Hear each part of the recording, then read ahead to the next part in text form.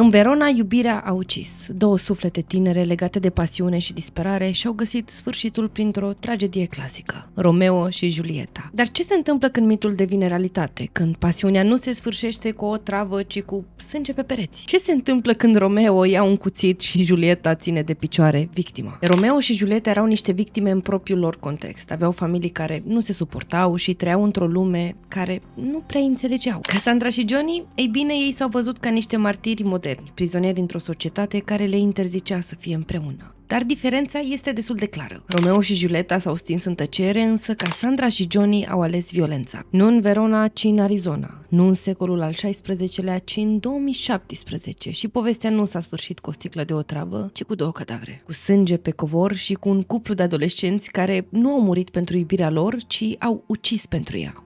Iubirea este unul dintre cele mai frumoase sentimente pe care le poți experimenta tu ca om. Nu contează, indiferent de vârsta ta, că ai 17 ani, că ai 20, că ai 50, la un moment dat te îndrăgostești și îți dorești să faci lucruri cu persoana aia și să lupți pentru ea, să fii acolo non-stop. Și de cele mai multe ori vezi tot ce este mai bun în ea, chiar dacă nu este chiar atât de bună. Dar chestia asta nici nu mai contează pentru că, hei, avem un cuplu acum. O avem pe Cassandra, care are 17 ani, și l-avem pe Johnny, care are 19, aproape 20 de ani. Ei doi se iubesc la nebunie. Sunt doi copii foarte frumoși, niște adolescenți care au un viitor în față. Și ce se gândesc? Hai să dăm o petrecere, să ne distrăm cu prietenii noștri, însă nu putem oricum, adică casa pute în orice limbă, pute de spică nasul, hai să facem curat.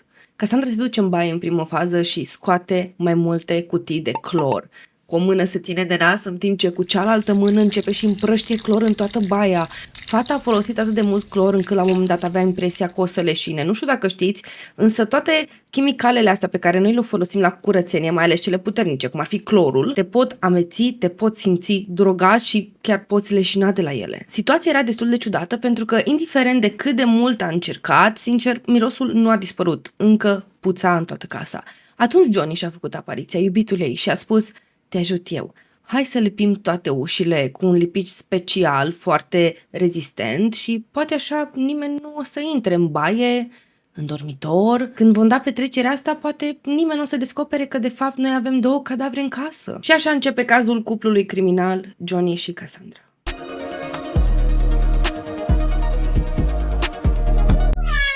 Toată povestea asta are loc într-un oraș destul de micuț, în care există o comunitate de oameni foarte liniștiți, nu se întâmplă mare lucru, nu există accidente grave, nu există jafuri, criminalitatea este aproape zero. Orașul ăsta este undeva aproape de Atlanta, însă polițiștii se lovesc de următoarea situație. În orașelul ăsta aparent liniștit, din senin apar 3 cupluri care au fost atacate. Bum! Din senin. N-au existat semne că cineva ar fi forțat intrarea în casă, de asemenea, casa era întoarsă cu curul în sus, adică toate erau sparte, mucuri de țigară pe jos, mucuri de țigară pe sus, mâncare împrăștiată, putrezită peste tot, și cei doi oameni au fost abandonați cu gâtul tăiat. 6 zile mai târziu, adică pe 8 aprilie, cuplul cu numărul 2 își face apariția. Oamenii din senin s-au întors acasă și au fost atacați de 2 oameni. Au fost bătuți în cap cu o bâtă mare de metal și de asemenea au inhalat foarte mult spray pentru uși, însă despre chestia asta vorbim puțin mai târziu. Acum urmează cel de-al 3-lea cuplu. Oamenii ăștia au fost găsiți în baie, unul peste celălalt, într-o baltă de sânge, nu morți, dar inconștienți. Polițiștii acum stăteau și probabil se gândeau: ok, care ar fi legătura între toți oamenii ăștia? Adică nu știau ce să creadă. Victimele se cunosc între ele sau poate criminalul cunoaște pe toată lumea, poate sunt toți prieteni, nu? Poate criminalul este un coleg de muncă, cel puțin cu unul dintre oamenii ăștia, nu? După o scurtă investigație au ajuns la o concluzie cel puțin interesantă, aceea fiind că cuplul cu numărul 3, de fapt, ar avea legătură cu celelalte două. De ce? Ei bine, mașina cuplului cu numărul 2 se afla în posesia cuplului cu numărul 3 și în telefoanele cuplului numărul 1 au găsit filmări intime cu cuplul numărul 3, adică, ok, cumva toată lumea are legătură cu cuplul numărul 3. Însă, din păcate, polițiștii nu au putut obține informații. De ce v-am spus. Cuplul numărul 3 au fost găsiți în baie, unul peste celălalt, într-o baltă de sânge, erau inconștienți, au fost duși la spital. Ei sunt pe moarte. La modul: sper să supraviețuiți pentru că doar voi ne puteți oferi Răspunsuri deocamdată. Iubirea adolescentină, sincer, pe cât este de frumoasă, pentru mine este ceva rău, pentru că este foarte ușor să o dai într-o obsesie oribilă, fără să-ți dai seama, pentru că, hei, ești copil, nu știi ce se întâmplă cu tine, corpul tău colcăie de hormoni și la un moment dat ai impresia că ai dat de persoana asta perfectă lângă care cel mai probabil o să-ți petreci restul vieții. Nu. Cel mai probabil persoana ți se pare specială tocmai pentru că ți-a oferit niște experiențe noi, ai descoperit că, bun, am sentimente, doar că e prima dată când treci prin chestia asta și nu știi să deosebești binele de rău. Johnny n-a putut să deosebească binele de rău. Se uita la Cassandra. Cassandra are 17 ani, este frumoasă, este micuță de statură, pare atât de inocentă, dar de fapt este destul de puternică dacă mă întreb pe mine. Fata mea mergea la arte marțiale, a ajuns în turneu, avea medalii, însă la un moment dat simțea că nu mă simt bine, parcă nu mai pot să mă concentrez, nu mai îmi doresc să practic niciun fel de sport, vreau să mă las. Johnny n-a putut să permită chestia asta pentru că a văzut în ea un adevărat potențial și a spus nu, eu o să fiu lângă tine, o să te iubesc, o să te încurajez și cumva o să-ți revii, o să fie bine, o să vezi. În mod normal, pentru a dezvolta o relație cât de cât sănătoasă, ai nevoie de o fundație puternică, adică nu poți să te îndrăgostești într-o zi, nu poți să-ți plănuiești viața cu un om după ce l-ai cunoscut, nu știu, de, să zicem, de 7 zile. Johnny n-a ținut cont de chestia asta. Johnny avea aproape 20 de ani, era deja divorțat și la 2-3 săptămâni după ce a cunoscut-o pe Cassandra a spus ok, tu ești sufletul meu pereche de 17 ani. Pentru el și cel mai banal lucru deja părea extraordinar de romantic, cum ar fi, nu știu, la un moment dat s-au dus într-o parcare și priveau orașul amândoi, erau singuri. Erau într-o parcare goală, nu o chestie care nu este foarte romantică, sincer, dacă mă întreb pe mine, dar hei, este noapte târziu, nu vezi niciun pui de om pe stradă, e liniște și suntem doar noi doi și restul orașului. Johnny se uită la ea și este hipnotizat. La un moment dat a spus că a început să vadă în jurul ei un fel de lumină mov, ca și cum ea radia lumina asta, venea cumva lumina din ea și Cassandra a simțit că ceva nu este în regulă, la modul, hei, de ce te holbezi atât la mine, ce s-a întâmplat, știi? Văd lumină mov în jurul tău. E atât de puternică și de frumoasă. Mov este culoarea iubirii, a pasiunii. Este o culoare specială, royală. Tu ești specială, Cassandra. Ăsta a fost momentul în care Johnny a realizat că, ok, Cassandra este sufletul meu pereche, eu m-am îndrăgostit de ea, deși abia divorțasem de 2 săptămâni, Doamne. Nu-mi vine să cred că omul ăsta la 19 ani divorța. Îmi pare rău că rând nu e ok. Dar aici mi-a plăcut mie e că până și el s-a întrebat, sunt drogat? Nu sunt drogat când a văzut lumina aia. Eu cred totuși că era drogat. Polițiștii și-au făcut apariția într-un cartier destul de mic, normal. Nu se întâmplă mare lucru nici în cartierul ăsta. Și se uită spre o casă, măricică, însă din nou foarte normală. Se apropie de ea, pun mâna pe clanță, nu se deschide ușa. De ce? Era lipită. La începutul videoclipului v-am menționat că Johnny a lipit toate ușile din casă, inclusiv cea de la intrare, însă nu cu un lipici normal, ci cu un lipici care arăta mai mult a silicon și de obicei era folosit în construcții. Deci polițiștii aveau de ales, fie intrăm pe geam, fie spargem ușa, așa că au intrat pe geam. Odată ce au intrat în casa asta, au fost loviți în primul rând de un miros oribil și mai apoi totul în jurul lor era distrus. În bucătărie au găsit mâncare, nu pe masă, nu în chiuvetă, pe jos. Pe jos, pe podea, mâncare, orez stricat, mâncare mucegăită peste tot, mucuri de țigară în recipiente speciale pentru pastile, pe jos, pe sus. Oribil. 1 centimetru din casa asta nu a scăpat fără să fie ruptă, distrusă sau să aibă un miros oribil. Au început să se plimbe prin casă și să încerce fiecare ușă care, desigur, erau lipite. Toate. Așa că ce au zis? Le spargem, nu avem de ales. Au intrat într-un dormitor și atunci au înțeles de ce toate ușile erau lipite. Pentru că în pat au găsit o persoană, un bărbat. Piciorul lui atârna în afara patului, era plin de sânge și avea gâtul tăiat. Camera asta arăta desprinsă parcă din filme horror pentru că pereții, tavanul, inclusiv becul era plin de sânge. Deci era o baltă de sânge în camera aia și au observat la un moment dat niște amprente de pantofi pe pat. Dar nu erau amprente că, mamă, vezi, pantofii erau murdari, nu, erau amprentă de sânge. Adică oricine ar fi comis această crimă a avut atâta ură față de acest bărbat încât chiar și după moartea lui s-a suit peste el și a început să-l înjunghe. Nu odată, nu de 2 ori, nu de 3 ori, ci mai bine de 10 ori. Fața și pieptul bărbatului erau pline de răni, semn că persoana asta, oricare ar fi fost ea, după ce l-a înjunghiat, s-a urcat peste el la propriu cu picioarele și l-a jucat în picioare. Mai apoi s-a sprijinit de peretele care era în spatele patului și a lăsat amprente cu mâinile. Da, și-a muiat mâinile în sânge și mai apoi le-a lipit de perete. Ceva foarte rău. Bun că este ceva rău nu pentru că nu am auzit de alte chestii mult mai oribile care s-au întâmplat într-o casă, însă pentru că persoana asta nici măcar nu a vrut să ascundă cine este și ce a făcut și a lăsat amprentă. Intenționat a făcut totul. Practic a fost un fel de blasfemie. A vrut să bajocorească toată situația. Dar să trecem mai departe. Polițiștii se duc în baie și găsesc o femeie.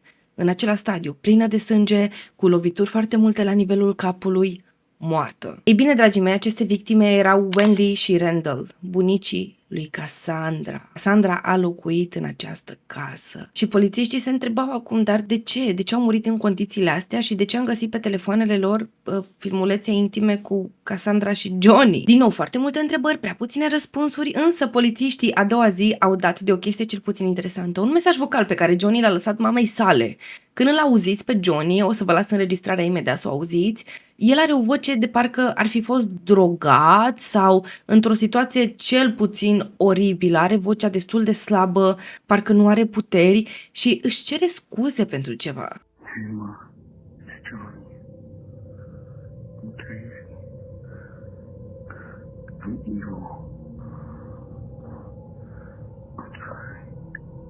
Tell Mindy I'm sorry. Tell Kevin I'm sorry. I'm not well. I'm dying as we speak. I love you. I'll see you later, okay? Love you. Bye. Johnny a trimis mesajul ăsta vocal fix înainte ca el și Cassandra să fie găsiți în acea baie inconștienți unul peste celălalt.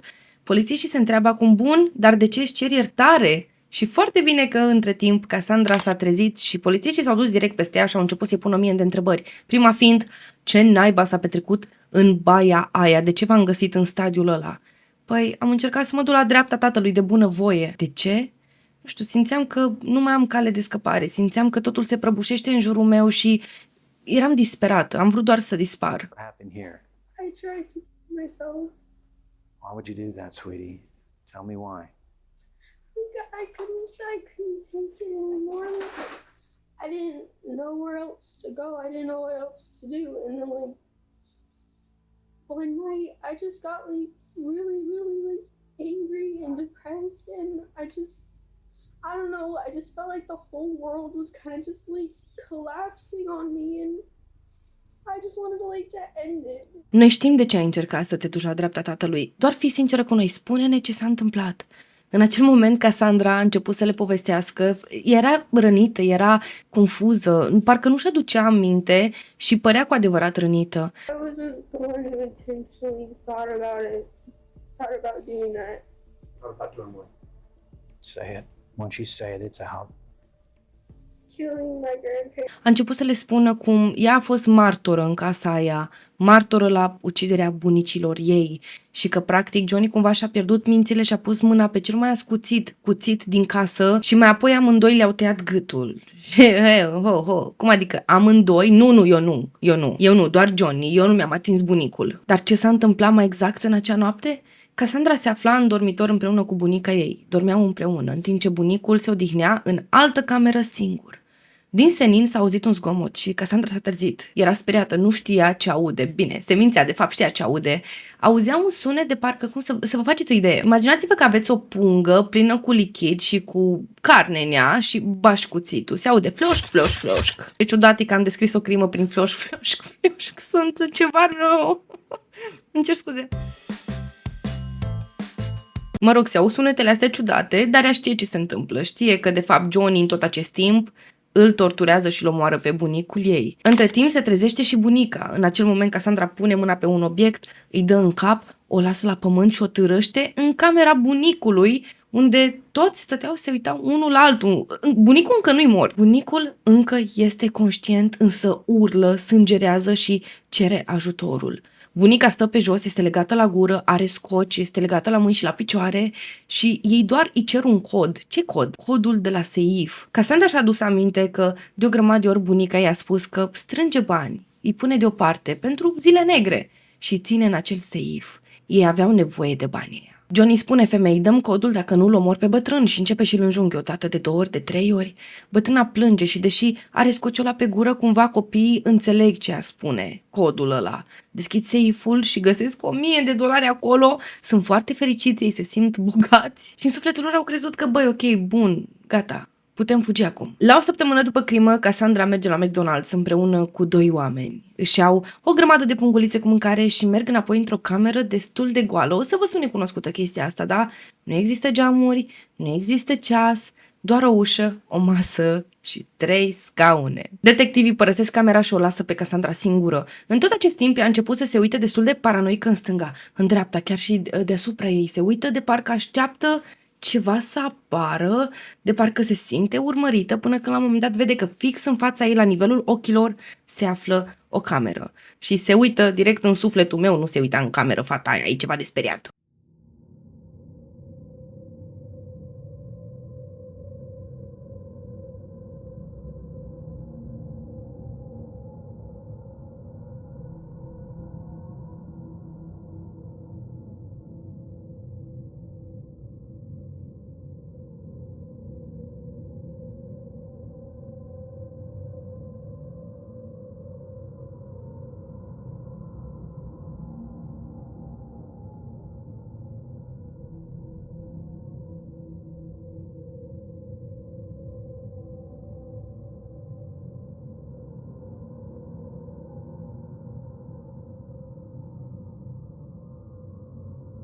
Cassandra spune fără niciun fel de remușcare cum a găsit în acel seif o grămadă de plicuri pline cu bani și atunci ea și-a băgat mâinile în seif, a luat toate plicurile și a început să-și umple ghiozdanul. Se simțea bogată. Detectivii au întrebat-o, tu știai de banii ăștia? Da, pentru că bunica mea cumva, adică nu mi-a zis direct, dar cumva am bănuit că bunica mea tot timpul îmi punea o întrebare de genul ăsta.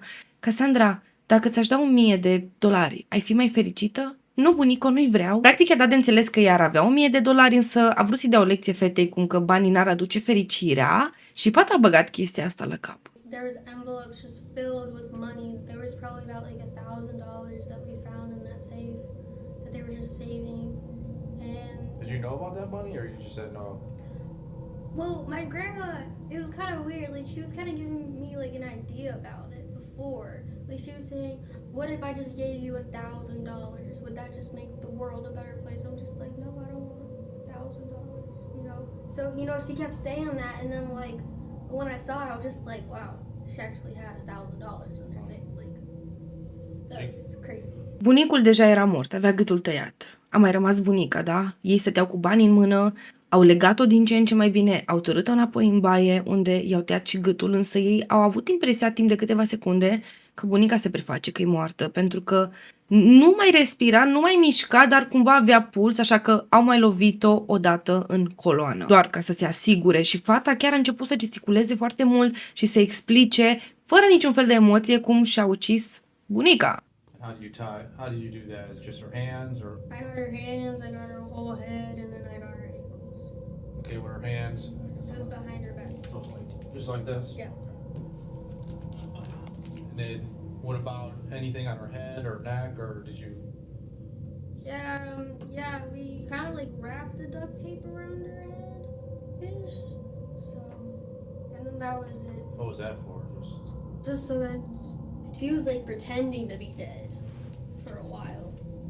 Like I would, check up on her and I would see that she was still breathing and I'd be like, "Johnny, she's still alive. What the heck?" And then like Johnny finally like made the last blow and it was kind of creepy because she was like scared to die. Like she shitted herself and peed herself. Oh, did she?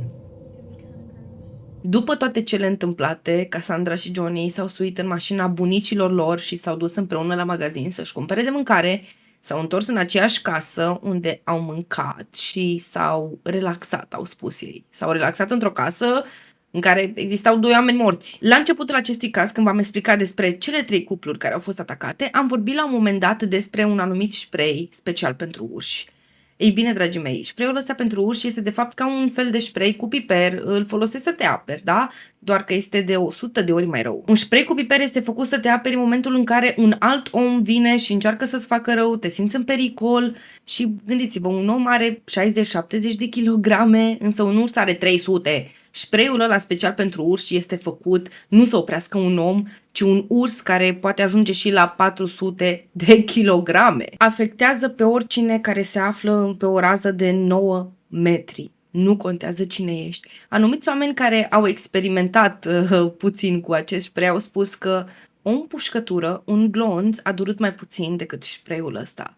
Pentru că nu doar că te ustură ochii, odată ce le-ai inhalat și se află în jurul tău, înnebunești, te ustură, simți de parcă plămânii îți iau foc și durerea, disconfortul, toate chestiile astea durează timp de câteva zile. Prin chestia asta au trecut și cuplul numărul 2. Doi studenți, Melissa și iubitul ei, se întorceau de la cursuri, a fost o zi lungă și obositoare, ei doar voiau să ajungă acasă să se relaxeze. Au parcat în fața casei, au intrat înăuntru, nimic dubios.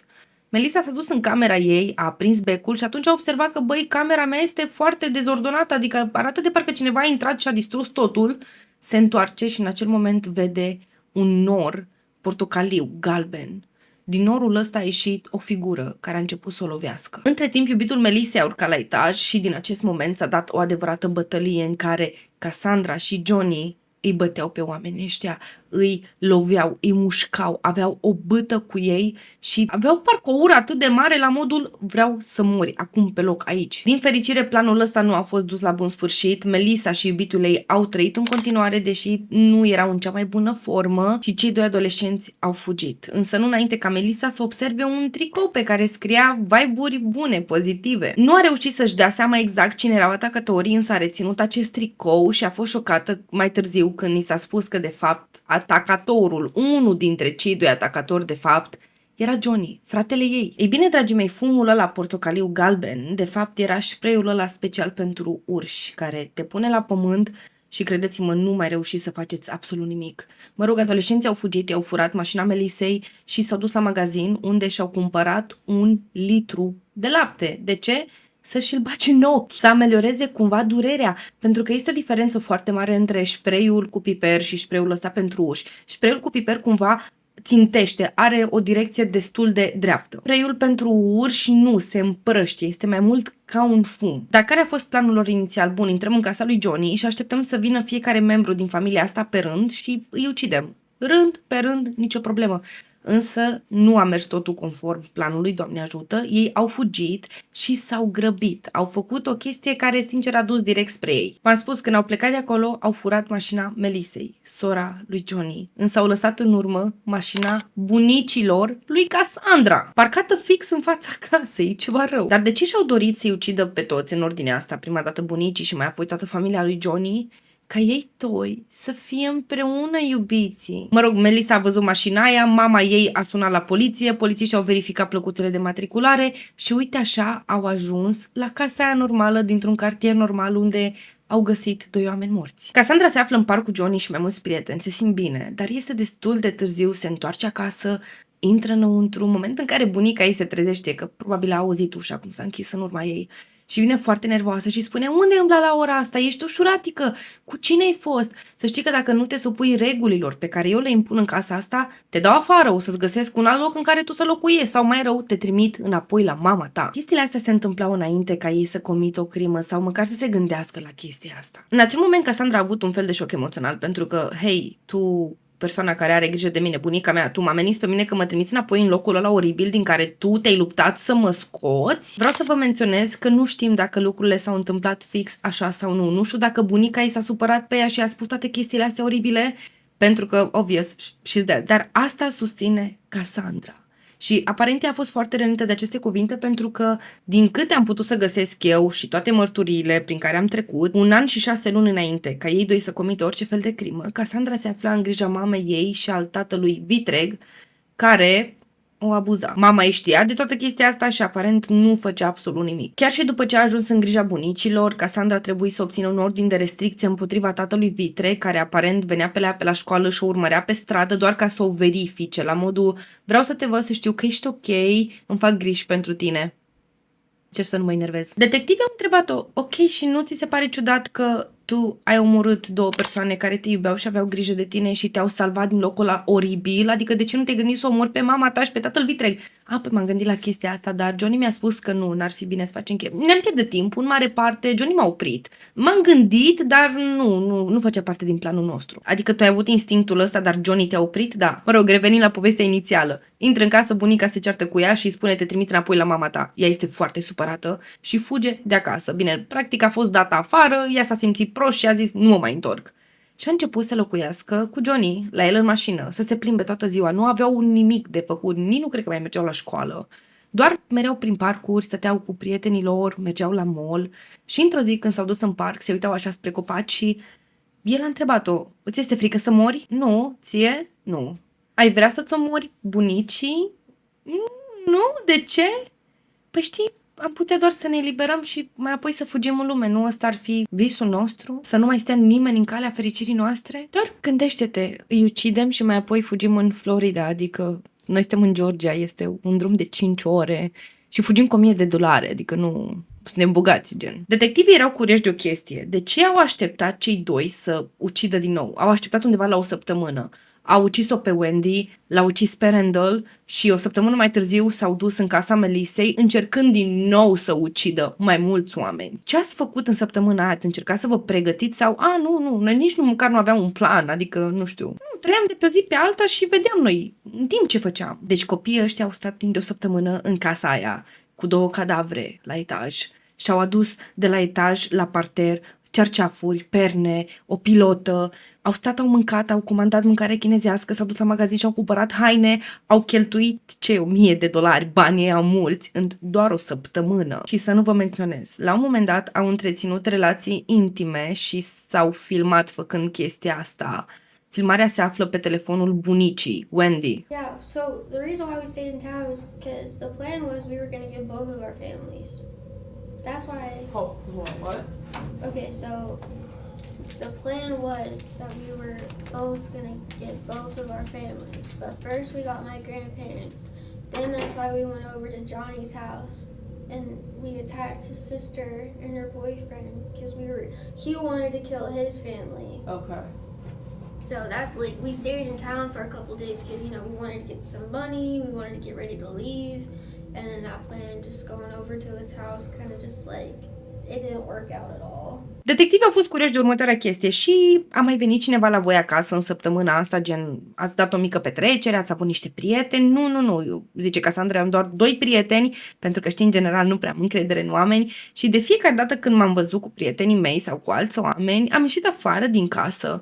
Însă un detectiv vine cu un telefon și îi arată un videoclip. Îi zice, tu ești aici, nu? Da. Și Johnny, nu? Da.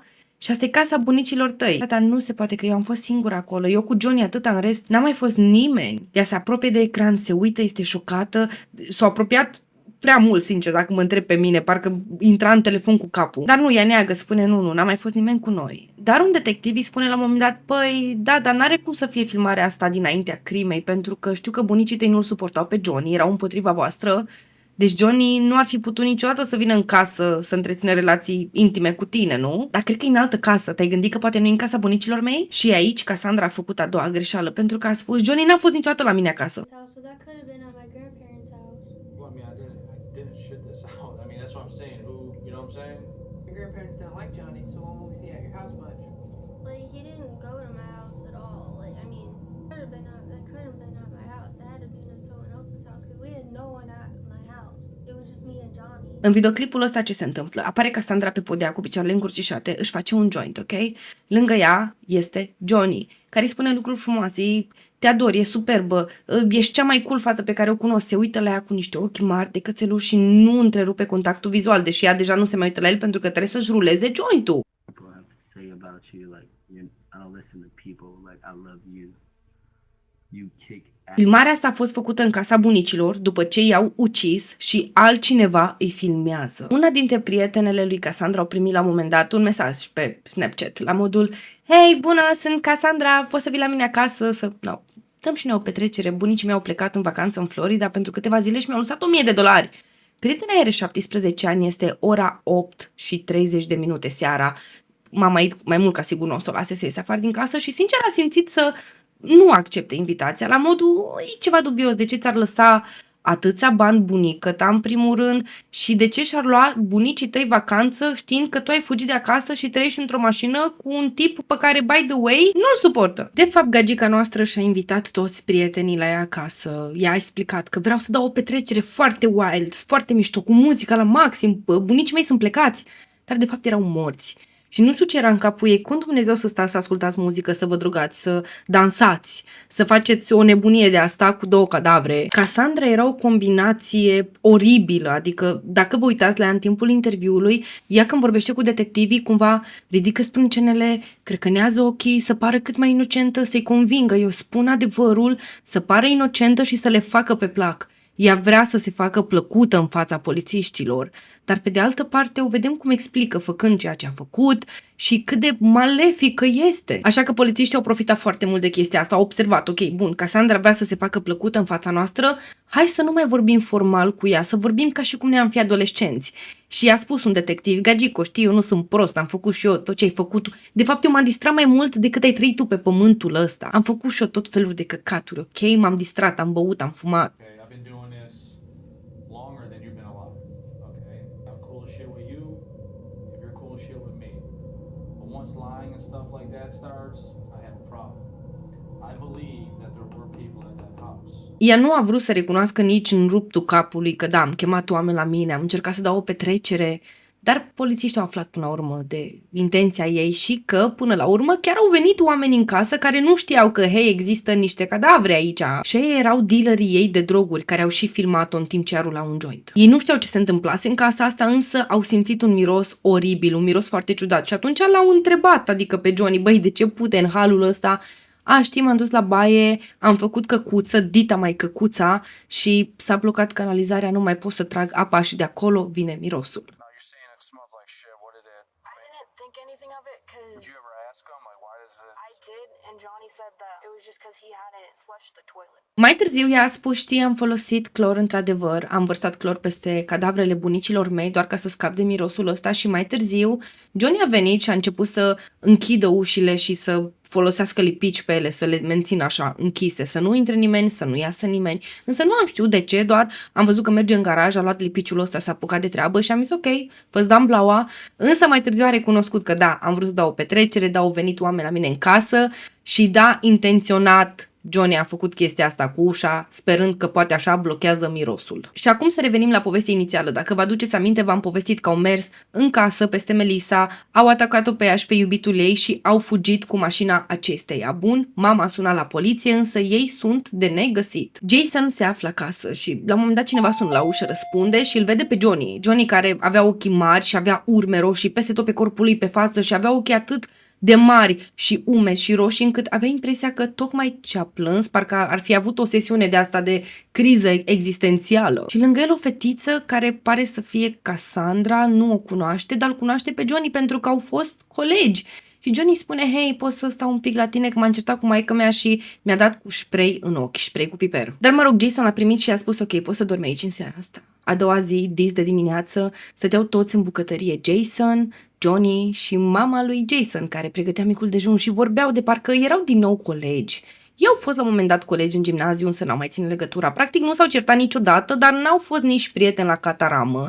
Doar efectiv s-au dezvoltat și au crescut și-au făcut alți prieteni, alte anturaje. Dar uite că acum destinul le-a adus din nou împreună, sunt în bucătărie, Johnny și-a cafeaua, o bea pe balcon și mai târziu a ieșit chiar și cu câinii lui Jason afară la plimbare. Era destul de liniște, adică, hei, este duminică, este ora 10 dimineața, până când din senin se aude o voce puternică. Johnny Ryder, ieși afară, unitatea 184.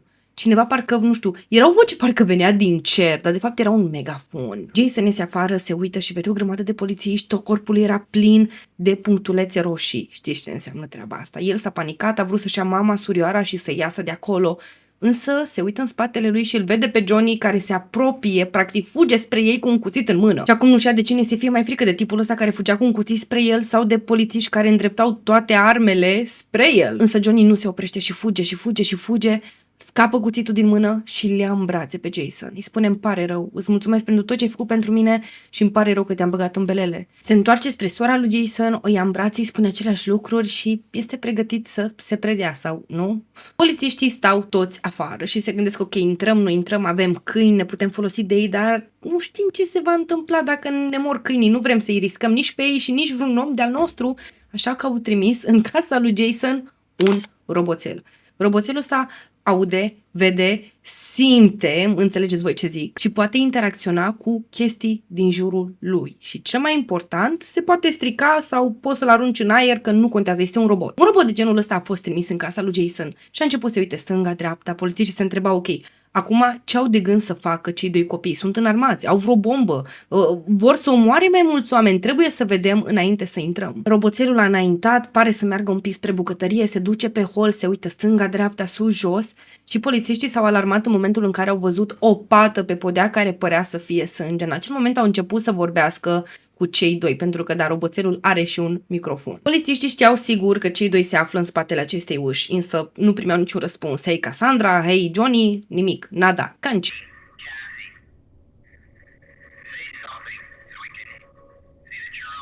Așa că au folosit robotul ăsta să deschidă ușa și atunci i-au văzut pe cei doi pe podea îmbrățișați într-o baltă de sânge. Mai târziu Cassandra le-a spus detectivilor că știți, când eram în parc și vorbeam despre cum ar fi să omorâm atâția oameni, Johnny mi-a spus, adică m-a întrebat, nu ai vrea să fim și noi ca Bonnie și Clyde, adică împreună la bine și la rău?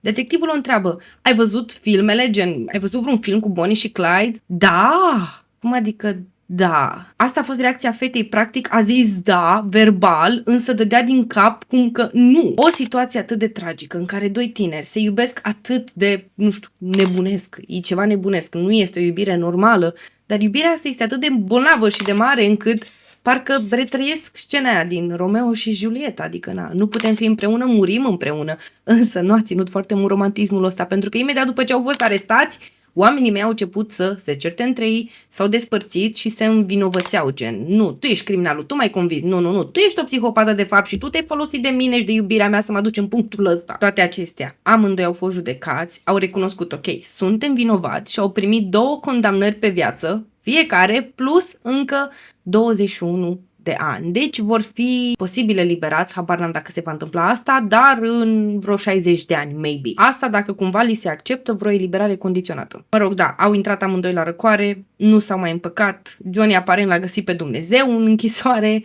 și ea a rămas cam la fel, adică ciudată, nu știi ce să crezi despre ea. Acum este inocentă și în următoarea secundă ai impresia că te joacă pe degete. Este destul de clar că acești copii, da, nu erau întregi la cap, aveau niște probleme imense, realitatea lor era 100% distorsionată. Și cam ăsta a fost episodul frumos și mei. Vă super mulțumesc că mi-ați fost alături până la final. Mă puteți susține cu un like, un comentariu, nu uitați. Chestiile astea sunt foarte importante pentru că așa mi-ajutați algoritmul să recomande videoclipurile mele mai departe și așa ne adunăm din ce în ce mai mulți oameni aici pe canal. Sau puteți deveni membri pentru că aveți o grămadă de avantaje. Spre exemplu, dacă ai optat pentru pachetul Pisica Neagră sau unul mai mare, vezi orice videoclip în avans cu o săptămână, nu ai cenzură, ai content extra, adică interviuri sau poze de la locul crimei necenzurate, asta dacă avem, dacă nu avem, nu pun. Și nu ai parte de reclame pe lângă multe alte beneficii. Totodată nu uita că te aștept și pe Instagram, Pisica Neagră 13, unde noi ținem legătura, îți dau inside-uri care mai de care spicy pe story și tot acolo tu poți să alegi care să fie următorul episod. Eu vă super pup frumos și mei și noi ne auzim data viitoare.